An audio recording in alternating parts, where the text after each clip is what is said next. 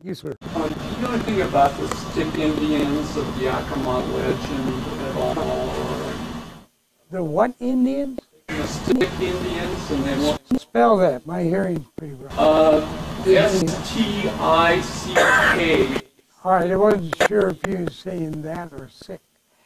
No joke. It's just my hearing. My daughter, we were crossing a bridge once, and she said something, and I looked at her. Are you crazy? What do you mean, look at the rubber duck? And she said, no, look, the river is up. She looked at me like I was crazy. But no, sir, I am not. All right, on this side, anybody here? All right, we'll go from right to left and back and forth. You, sir? There's Planet X, the gargoyles.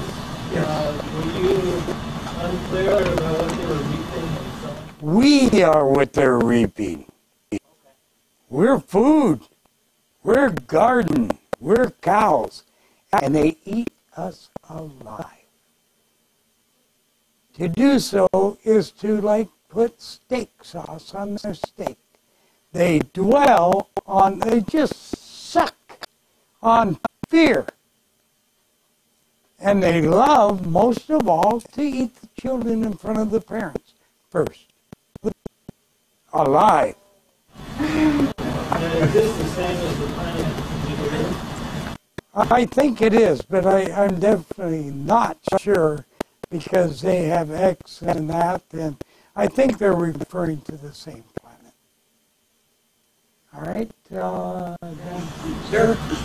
you were on the Art Bell show the other day, or talking a lot about Oregon. I think you were saying something about something going on in a small town of Brian or something. the gathering of eagles. Well, the migration of eagles. The Red Web Head Society, Mr. Rod Skenendorf, maybe you've heard of him. I'm not sure. Have you, hon? Rod Skenendorf, sometimes called Elk Chief. Maybe another shaman? A medicine man of the Oneida. Okay, he lives in Oneida, Wisconsin. And he was one of the head starters of AIM, American Indian Movement. And pretty well known. But we aren't all known. Gosh knows, I don't know my sister. She doesn't know me. Now we do. But you just can't know everybody. But what has been happening for many years is eagles. Not necessarily American Indians, but people of right heart, people that have got the right intentions, have gathered together, some at a coffee shop, to pray for Mother Earth and for healing. And 6 blocks down, there's 6 people doing the same thing, not knowing about these 5 or 3 here, and vice versa. And I understand some of these gatherings have had up to 5,000.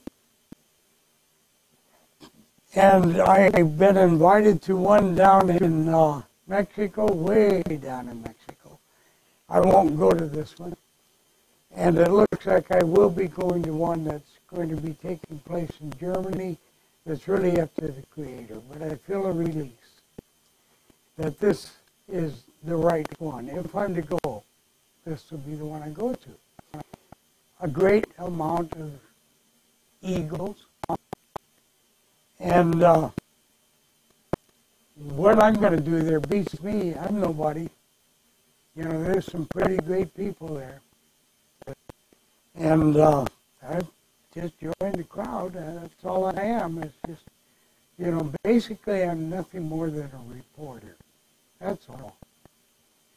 And, hold on. But this migration of eagles is taking all those little groups, even up to 5,000 is a little group. Each of these groups are drawing a line saying you stay on this side for Mom, Mother Earth, for mankind, or you're on the other side. No ifs, ands, or buts about it. A little short line. And at that meeting, that's what they've drawn. Now it appears as if the lines are going to be totally connected. And it will be good versus evil. And what is evil? Self. We are our own worst enemies.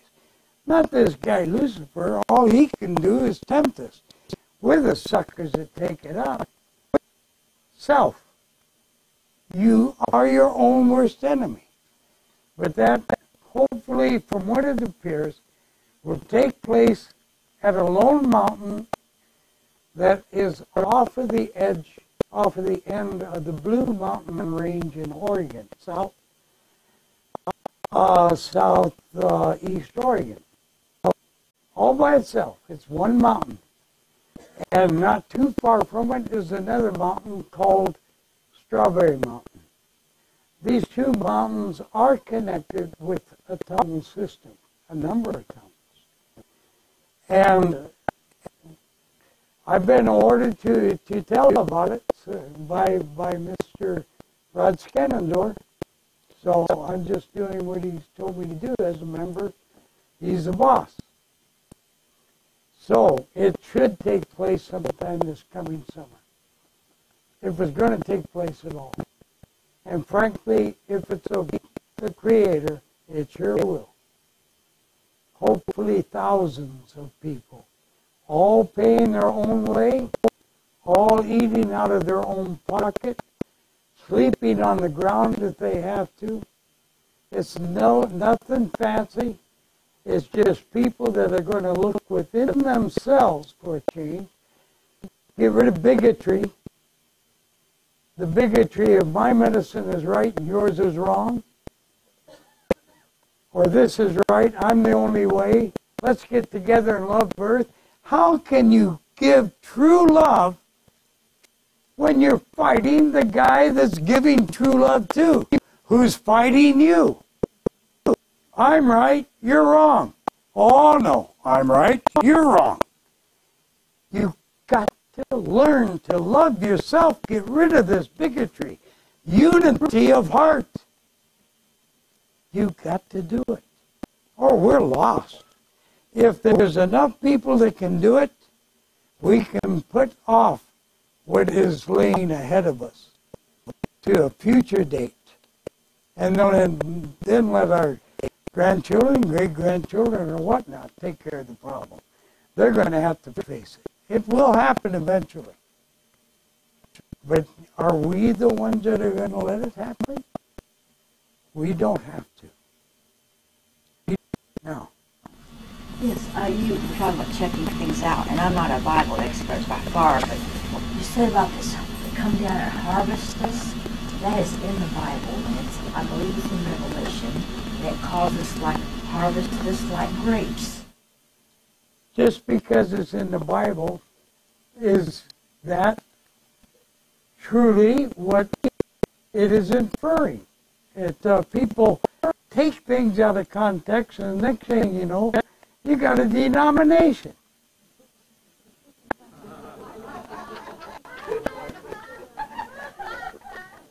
Bracket what you're reading, and then go back and read what you were interested in.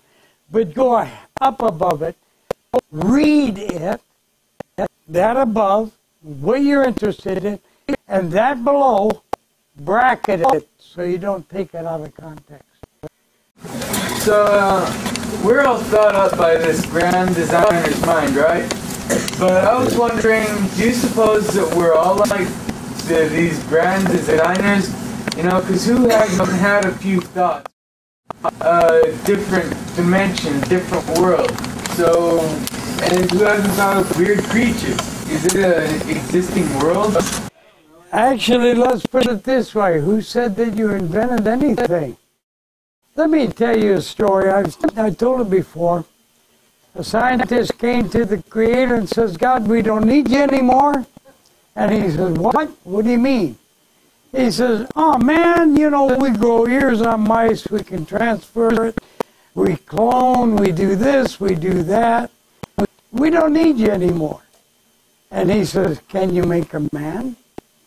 And he says, well, we clone him. I said, no. Make a man. Well, no, but I'm sure we could in time. And the Creator says, okay, son, you go, and when you have made a man, you come back and see me, and I'll step down if it's true. So, okay, so he turns around, starts walking off, reaches down, picks up a handful of dirt, he's going to make a man. Gets a few more steps, and the Creator says, whoa, wait a minute. And he turns and says, what? And he says, get your own dirt. What I'm saying is there is nothing man can make that has not been made. All we can do is rearrange. We got toilet seats, right? Plastic toilet seats. A rearranged bunch of stuff put together to set on. But God made all the stuff for us to do it and gave us the ability, now hear this, to dream into being. You know, you think about it. God says, ye are as little g gods. Now, today, you look around, you wonder, you know, how can I be a god? Well, gee whiz, man, you know, way back when, we didn't have shirts or watches. I'd run around nude. Then got a little cold in certain areas, and I made a loincloth. Then got a little colder, and I made leggings. And then I thought, hell, let's connect the two. I got pants. Today it's called invention. But what it really is dreaming into existence. An idea. So we drive somebody's idea. We're lit up by somebody's idea. The only thing that you have that is not somebody else's idea is your own body. And then that's Dad's idea. He dreams us. We dream into existence anything that we believe can be done. Understand? And by the way, in medicine we call this working the dream. And I've done it, where I can make a person say exactly what I want them to say and write it down and give it to somebody. This person, someone I've never seen, I'll explain what they look like. In this car, this has been done. My wife can verify it. This color car, I didn't know if it was a Chevy Ford or God knows what, but it was a little blue car with a young boy of about 13 will come up, look at this horse that they were coming to buy or look at. And they will stop, look at the horse, they will come up, pull in. We will meet them on the porch, which is no trouble. That's going to be common anyway. And she will open the door and say, is that the horse? And we'll say, yes. And she'll say, we'll take it. I wrote that down, and that's exactly what happened. Was I making a fact, or was I looking into the future? It was interesting in finding out more information about your instruction with the levitation. All right. Know this, you don't have to buy the damn thing. Pick up the Bible, learn to read it for yourself. Follow the directions there, and just do it. I was under the impression you were instructing. I do. If people are so damn lazy they can't read it for themselves, they can pay $33 for it. Now,